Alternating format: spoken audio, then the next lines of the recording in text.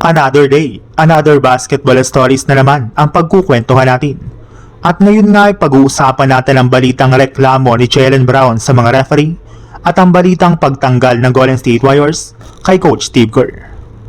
Natalo nga po kanina ang Boston Celtics sa kanilang game laban sa San Antonio Spurs sa score na 125-116, kung saan nasayang nga po dito ang nagawang performance ni Derek White na nakapagtala ng 34 points at si Jason Tatum na kumuha naman ng 24 points dito. Sinubukan na rin naman nga po sana ng Boston na makipagsabayan, sadyang hindi lamang nga po nila kinaya ang lakas ng Spurs gamit ang underman nilang lineup. Matapos maagang mawala sa first half pa lang ang kanilang superstar na si Jaylen Brown kasunod ng pagkaka-eject niya sa kanilang laro dahil sa pagkikipagsagutan nito sa kanilang mga referee. Dahil nga po dyan ay nakapagtala lamang nga po ito ng 8 points sa loob lamang ng 15 minutes niya na paglalaro dito. Simula nga po nang mawala si Brown sa kanilang lineup ay bigla na lang naman nga pong nanlamya ang opensa ng Boston na siyang sinamantala ng Spurs para matalo at matambakan ito. Pero matapos na naman nga po na ma-eject si Brown laban si Spurs, ay hindi na rin naman nga po nito napigilan ang kanyang sarili na ituloy ang kanyang reklamo sa mga referee.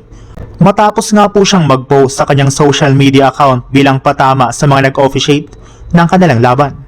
Matagal na nga na po niyang alam na kontrolado talaga ng mga referee ang kanilang game at hindi nga po yan napapansin ng karamihan.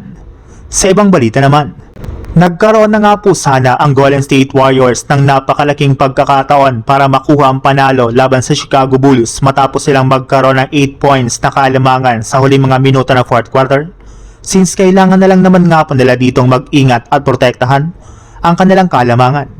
Ngunit sa hindi nga po inaasahan dahil nga po sa mga nagawa nila ditong pagkakamali kagaya ng missed free throws at foul na Draymond Green, ay umabot pa nga po sa overtime ang kanilang laro at tuluyan pa nga po sila ditong natalo sa score na 130-124. Nasayang nga po dito ang nagawang performance ng kanilang 7 players na nagtala sana ng double-digit points. At dahil na rin nga po sa kanilang pagkatalo ay hindi na nga po sila nakabalik pa sa 8 seed at tuluyan na nga po silang nabaon ngayon sa ika-9 seed sa West sa kanilang record na 32 wins at 33 losses.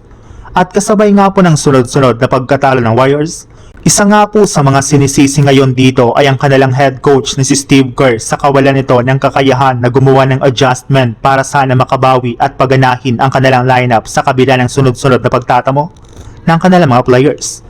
Kaya sigaw nga po ngayon ng karamihan sa mga fans ng Warriors ay kailangan na nga po itong tanggalin at kumuha ng bagong head coach na ipangpapalit sa kanya, katulad na lang ni Mike Malone.